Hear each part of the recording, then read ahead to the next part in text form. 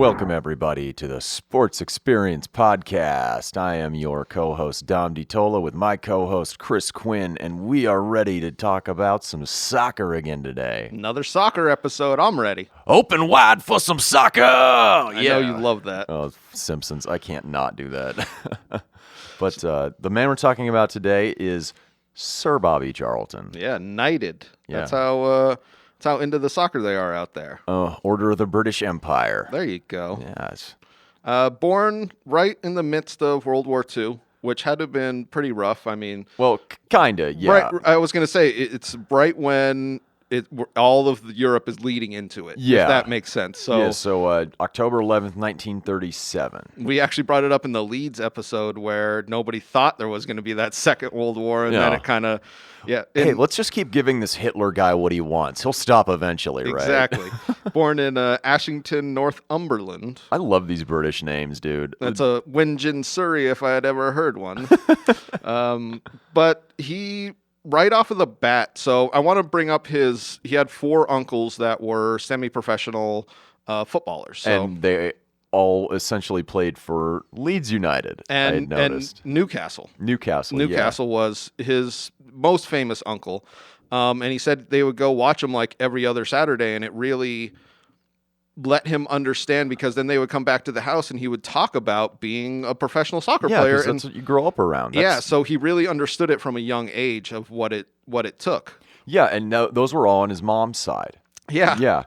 His dad was a coal miner. His mom actually played soccer, and this is when, and we might even do an episode on it, there was a Everton female team that sold out one of their biggest stadiums, and then the next year they decided that women shouldn't play soccer, so they kind of made it quote-unquote illegal. Illegal to play women's soccer. So just saying, his mother was actually a pretty good soccer player too, is what his younger brother said in one of these things I watched, which I thought was pretty interesting. It was he really got it from that side of the family. Yeah, it was basically all his athletic ability was related to his mom and his cousins and and even his brother. Well, I feel like we talked about Jack Charlton a little, but we'll sprinkle him in. Yeah.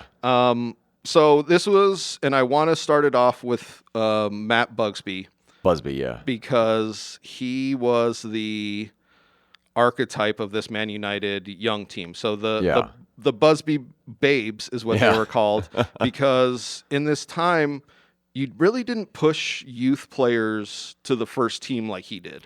No, especially as young as they are too. Yes. That's what I found most interesting. It was like 19, 20-year-olds, which in this era you would kind of break guys 23, 24 into the first team. Yeah. And especially then, because like you're getting 23 and 24-year-olds who had just like served in North Africa or were blasting Nazis a few years ago. Exactly. And I feel like that's why he brought in these youth players, was he could really mold them into the team he wanted. Exactly. And that's just with any franchise. Like when you want a blank slate in any sport, you want to build from the ground up, and you want to build with young talent so they're all playing together at the very beginning, so that there's cohesion the second they turn pro. So the big star, Manchester United wins the league in 1955. Exactly. The big star of that is this guy named Duncan Edwards, who we'll bring up later. Yeah. Bobby Charlton is still in the reserve team, and what Busby says is, I can't wait for both of you guys to be in the first team together. Yeah. And he said when that happened, so they win in 55. They don't win the league in 56. So, okay, I got to backpedal a little. All sorry. Right.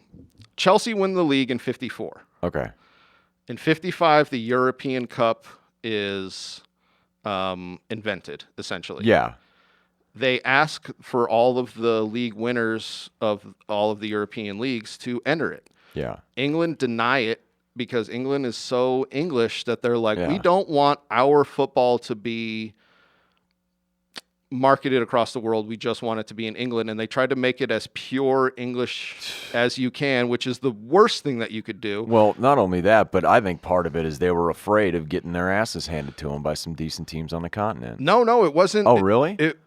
It's so hard, because it was based almost in, it's not even racism, but it's this English, like, highfalutin culture. Highfalutin, yes, where they almost look down on other cultures. So it wasn't like, because they were playing other teams internationally. So I want to bring this up. England beat the dominant Brazil team in Wembley in 55, 4-2. And if you watch any of these highlights, this guy Duncan Edwards was like their star. Awesome. So European Cup gets invented, essentially. Chelsea get asked to play. They deny it. It actually was both them and the Football League. Really, the Football League came out and was like, hey, we don't want any of our teams to go. Next year, Manchester United win. Okay. And luckily for England, Busby saw what the potential of the European Cup was. Okay. And he fought essentially in court to win. And he got the FA, because there's two different. There's like the English League, and then there's the FA chairman. Yeah. And he got the FA chairman to back him and be like, no, we should be in this European Cup.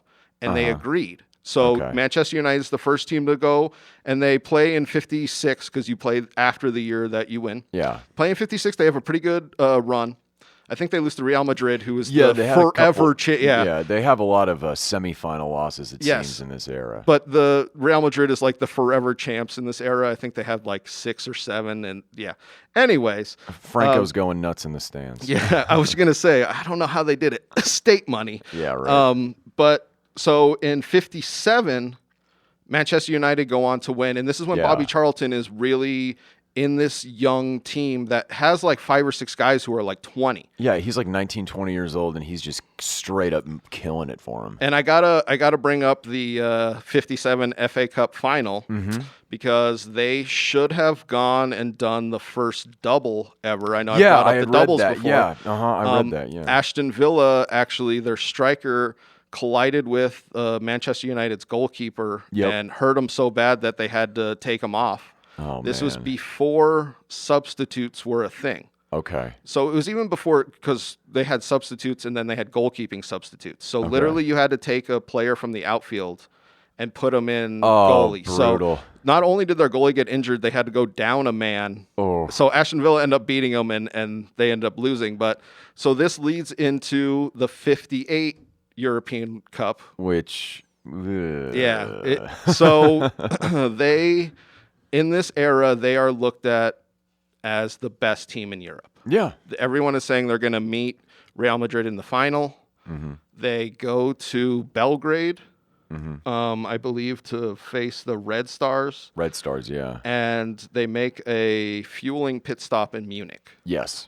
So they stop in Munich to fuel up. They try to take off, and the plane kind of skitters out, and they stop. Yeah. They try to take off a second time, and the same thing happens, and everybody goes back into the little area that's out of, because it's snowing like crazy. Yeah, it's in Munich. It's the Alps. So everybody goes back into this little hangar, and they're making the decision whether or not they should try for a third time. It gets decided that they should, because, and this is why I brought up the resistance from the English League to allow teams to go and play in Europe. The English League wouldn't postpone their weekend game, so they literally were like, no, we have to get back tonight. We play in like a day and a half. Oh, God. So they decided to try for a third time, and at this point, there's like a layer of slush that built up on the runway, and instead of trying to take off, it essentially just skids off the runway into a house. Yeah. And the left engine, I believe, explodes into the plane. Could you imagine being in that house, like reading the newspaper? Just it's insane. Just an airplane. And like the way you describe it, it has like all the makings of the following year when Big Bopper, Richie Valens, and Buddy Holly got on an airplane. Yes. Yeah. It's scary. Scary shit. But to bring it back to who this episode is about, Bobby Charlton. Yeah. After the second takeoff, him and this guy named Violet, is his last name, decided to swap seats with Taylor and Peg, who were all in this nucleus, this little group of these Busby boys who were like the players who were going to be Manchester United players. Yeah, for like the next decade and a half. Exactly. The players that they switched with, Taylor and Peg, did not survive. Yeah. Charlton and Violet actually survived with almost no injuries. which is crazy. Which is crazy because they thought Charlton was dead. I remember reading after this had happened. Like they thought just that he was gone. And this is February 6th, 1958. Yes, February 6th. It's called the Munich air disaster. Just to bring up Seinfeld, I was talking with Dom. I feel like I bring up Seinfeld every 4th episode or Pretty so. much, yeah. George brings up the fact he's just like, you never hear of a team getting into a giant plane crash. They fly all over the country all the time. It's like, yes, that happened, but in soccer. Yeah, and it's happened in football, a couple college football times. Yeah, yep. But yeah, just a couple. Just to go over who died in this plane. They had. Let me see, 44 passengers. There were journalists, the entire team except for the assistant coach because he was on international duty, and a couple of like fans. So I think something like 8 or 9 fans died. Oh, it's got to be a crappy way to go, man. And they're fans that are so connected to the team that they fly with them. So like they are so known, like I don't think they were relatives, but they were essentially like best friends. They're like their entourage almost. Yes, exactly. I think 21 people died on scene, and then 3 people died later on. Yeah, some of the people, like, they got them to a hospital, but they didn't make it. Yeah, like the co-pilot died like 5 weeks later. Oh, good He had like brain damage, I think. I brought up Duncan Edwards before because everybody in this era talks about him being the best prospect. Like Bobby Charlton was looked at as like, wow, this guy's great. Duncan Edwards was looked at as like, this guy is the heir apparent. Like he's going to take us to however many league titles, European titles. Exactly. And he was one of the guys that died. Oof. Along with Pegg and Taylor, who they said were these guys who pretty much would have played for Manchester United in England for the next decade. Oh, man. So it was such a disaster. That's why they call it the Munich air disaster. Well, obviously. No one ever says the Munich air extravaganza light show. I mean, come on. What you just described is a disaster. Yes, exactly. And they lose essentially half of their starting lineup and a bunch of their backups. So they still have to play because they were so good leading up to this. They had gone through 11 unbeaten. Yeah. And something like 19 out of 20, unbeaten. So like they were literally the team that was going to win the league, win the FA Cup, win the European Cup. Like they would have been the first ones to dominate. Yeah, to think that what could have been. Exactly. That's what everybody always says. Did you want to bring up the pilot at all? Yeah, I guess, because it's such... So the pilot was blamed for this for about a decade because they said that he didn't de-ice something. I don't even remember what he didn't de-ice, but it turned out that, like I said, it was the slush that accumulated on the runway and the fact that the English league didn't let them postpone the game, so they literally were rushing back to England because, like, you don't want to have, like you want to have some time in between landing and playing, essentially. Hey everybody, just want to take a quick break to let you know that our Sports Experience podcast is brought to you by Engle Studio here, and they're here in Tucson for all your recording needs. Well, I don't know if the channel was built yet, but if I were them, I'd just put on some like getaway bluegrass music and just hightail it from Munich all the way up to London or wherever they were going to play. Yeah, exactly. I don't think the channel was built at that point. Probably not, but still, give it a shot. Give it a shot. Smokey and the Bandit this shit. That's the second one today. Oh, I love that. Big shout out to Harry Gregg, who was their goalkeeper, who was unscathed and pulled essentially almost everybody out of the wreckage to make sure that they are okay. Oh yeah. So just a shout out to him. He actually died earlier this year. No. In February. He like Forrest Gumped his whole team. That's awesome. Yes. God. He and I forget who it was. The guy that did it for CCR. Yeah. But, yeah. We're just bringing up plane crashes today. I know. So they still have to play. They are still in the FA Cup in 58, and they literally have to play, I think, 2 weeks later. Mm-hmm. So Busby's in the hospital. Busby's in the hospital for like 4 or 5 months. Yeah. Like a lot of these guys, a couple of guys from the team who survived never played soccer again. Yeah. You know what I mean? But in 58, they go on this FA Cup run with a bunch of reserves and essentially lone players. And people were saying that they were beating teams with will and not skill. and they made it all the way to the final to end up losing to Bolton 2-0. But like Bobby Charlton was saying, he was just like, teams didn't want to beat us.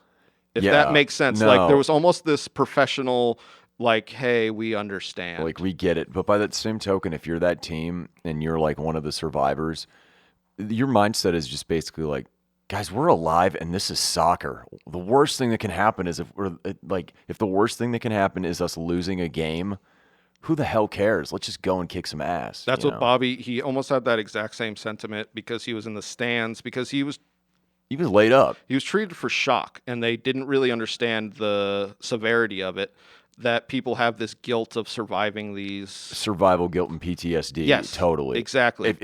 I'd be surprised if none of those guys had it. Yeah, all of them did. And he said he was watching it in the stands. He was just like, how can I not help? Because a couple of guys were back in this team. Yeah. How can I not help these guys when we literally went through the worst thing that could have happened? Oh, most definitely. His brother, Jack Charlton, picked him up when he came back to England, and he asked him about it, and he said, I don't ever want to talk about it. Like, that's what his take, like he doesn't want to bring it up. He doesn't want to talk about it. I bet the guilt is even more so because he switched seats. Yeah. But I think a lot of the guys were just doing that, just being like silly kids. That's what they were. They were kids. They were kids. Exactly. That's what was so sad, was they weren't even like established as these professionals. Everybody could just see that they were going to be like the greatest. Oh, most definitely. The golden generation. Yeah. And so they make it to the FA Cup final that year, 58.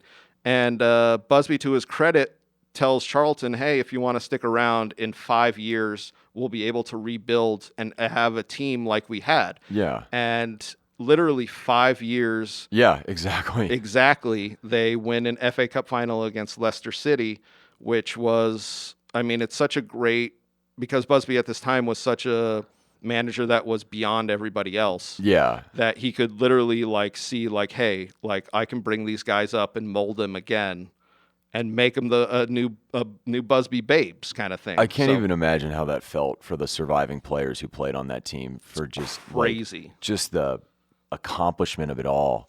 And oh man, that must have been just a euphoria for them. Yeah, euphoria. And that's the thing is, a couple of guys, I think the only two to go all the way would have been him and Fuchs, who became their captain. But to stay with it when they rebuild, because after the 63 FA Cup, and this is why I love when sports has these little, we're not even talking spider webs, we're talking little fucking loop-to-loops here, where they won the league in 55 and they won the league in 57. 65 and 67. So in a decade later, they win the league in 65. Yeah. They win the league in 67, and in 68, so instead of their plane crashing in this European Cup, they go into the first English team to ever win the European Cup. They pull the double. They pulled the double, Well, no, actually it wasn't a double because they didn't win the league that year, but they're the first English team to ever win it, which is, it must have felt so ridiculously satisfying. Literally a decade after your friends are dying, right? You go in and you win this European title. They said that because they played Real Madrid in the semis. After they beat Real Madrid, everybody was just like, "Oh, that's it," because Real Madrid was the team. Like if you were winning, that's the hurdle you go through. Exactly. The last game is just a coronation type of thing. Exactly. Yeah. So they ended up playing Benfica in the last game, and I'm bringing this up because Bobby Charlton has probably one of his better games, and he ends up scoring 2 goals in this game against.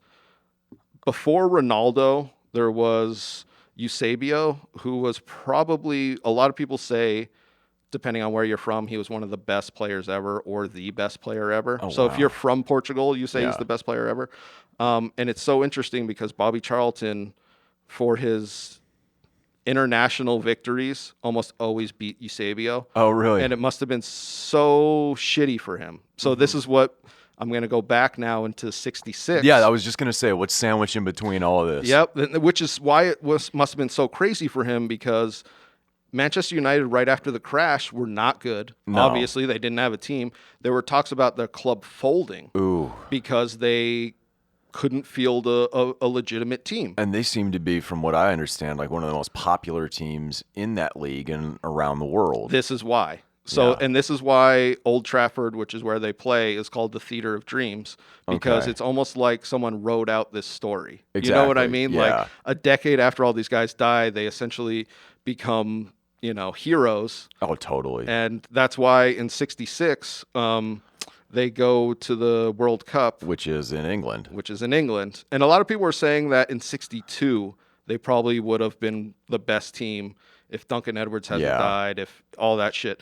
But in '66, they start off pretty slow, which is interesting. They play Uruguay, and they tie 0-0. Oh, wow. And there's a lot of shit getting talked. Because everybody thinks that they should be steamrolling people. Exactly. And Uruguay's a great footballing country at this time. Oh, yeah. No, they're usually always pretty consistent. I mean, I think they've even won a World Cup or two. Yes. Like way back in the day. Yes, they have. That's what I mean, is this is the era of their winning ways.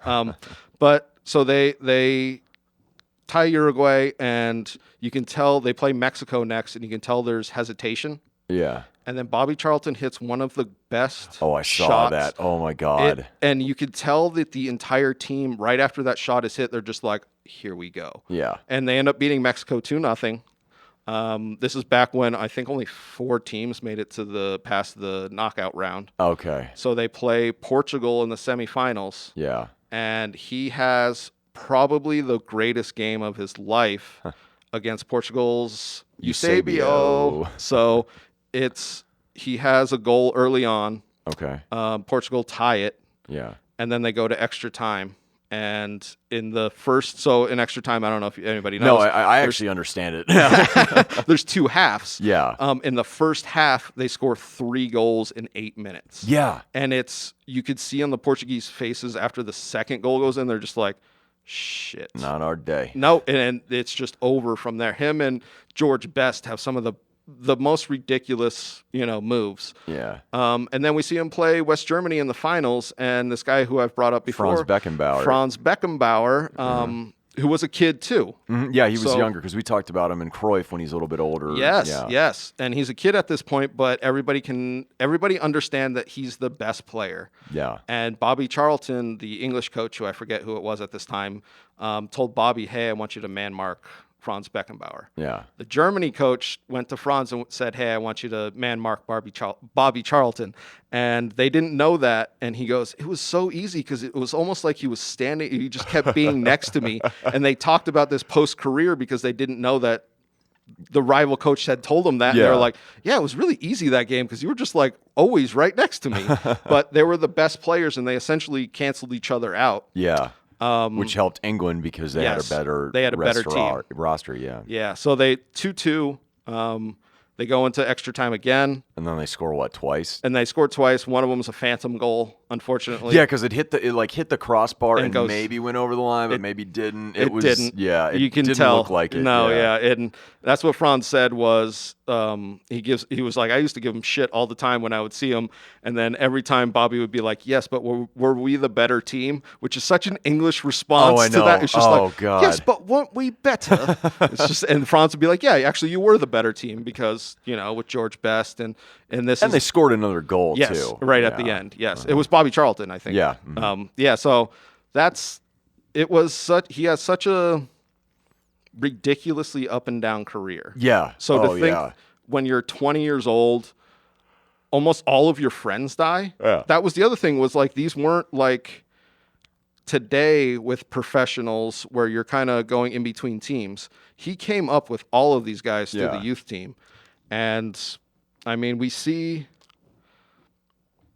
the amazing impact he had on soccer. So like, totally. Sir Alex Ferguson, and I thought about this with Bert Jones, was Sir Alex Ferguson said that he's the greatest soccer player ever, and it's one of these things where these great coaches kind of can see what they are. Yep. And he was saying that he was so ahead of his time. Like if you look at the center offensive midfielders that came, like Lampard and Gerrard, through this England system in the early 2000s, they're almost exactly like him playing the same style. Yeah, same style. So that's why I got to give it up to Bobby Charlton. A little totally controversy in his later career.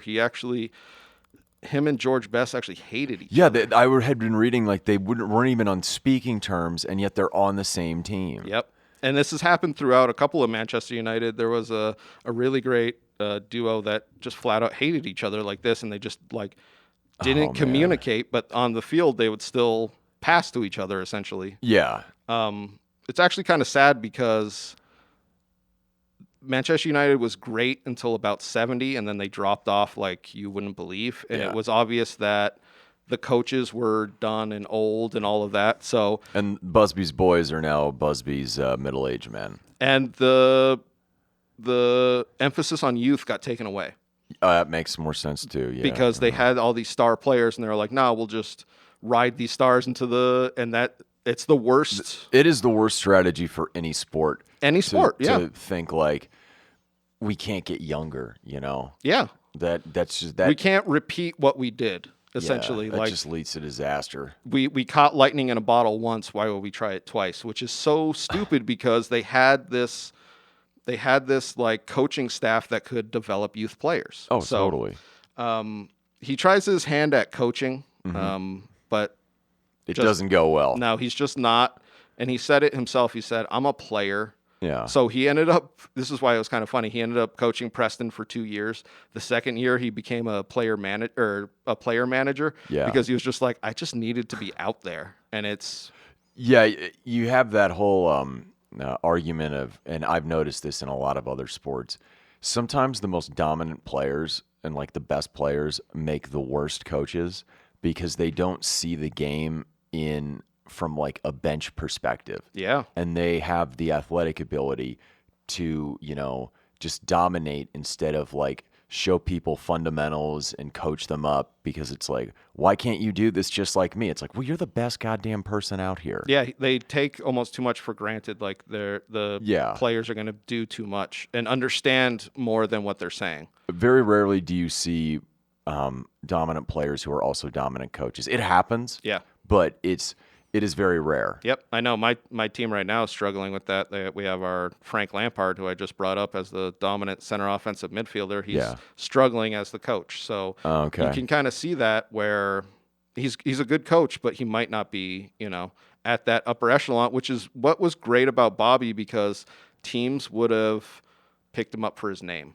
Exactly. And he stepped away from it, and he was like, this is the first time that I'm ever able to step away from football or soccer in his life, and he ended up just becoming a family man.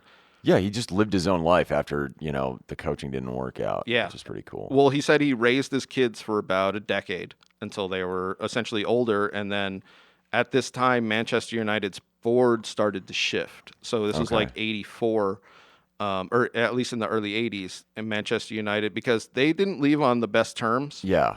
And they offered him a spot on their board in 84, and he took it and has kept it and pretty much been one of these guys who brought Manchester United back into being a great team. So he brought in great coaches, brought in great youth players. They say that he was the guy that found David Beckham.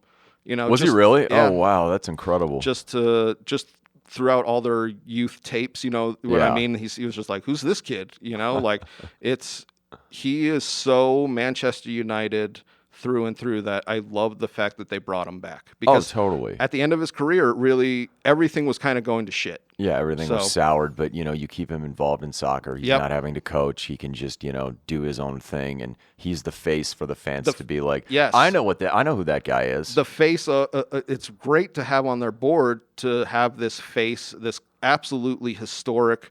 I mean, he's a knight. He's a knight. The Order of the British Empire. Yep. Oh, man. All right. But that's what I find so incredible, is that he transitioned into that. Yes. And he found his success in the boardroom. Yeah, which is great. It's just kind of sad now to see him kind of on his way out as far as life now. Yeah, he's definitely older. I think he's struggling with dementia. And this is something that I think we're going to bring up, because we're going to do a CTE episode, is a lot of soccer players aren't struggling with CTE. Are they really? They're struggling with dementia. Oh, weird. Yeah. So I'm just saying, for a future podcast, if you're out there, I'm just saying, if you're still listening. But I kind of started to do that research where you're like, whoa, a couple of older soccer players are battling with dementia. Oh, man. Yeah. That's scary. But hope you can have a nice ride out, Mr. Charlton. It's good to research you. Thank you so much for the classic goals. I love a long range effort. It's one of my favorite. He has some of my favorite goals. So thank you so much, Sir Bobby Charlton. Hey everybody, this is just a stock message at the end of every episode. We hope you enjoyed whatever athlete and or team that episode was about. Just want to say, give us a quick follow on all social media. We have a YouTube channel, the Sports Experience Podcast, and we're on Instagram, DiTolla Dominic, and myself, Quinn Comedy. So give us a follow all around. We're always recording right here at Engle Studio. Thank you all very much.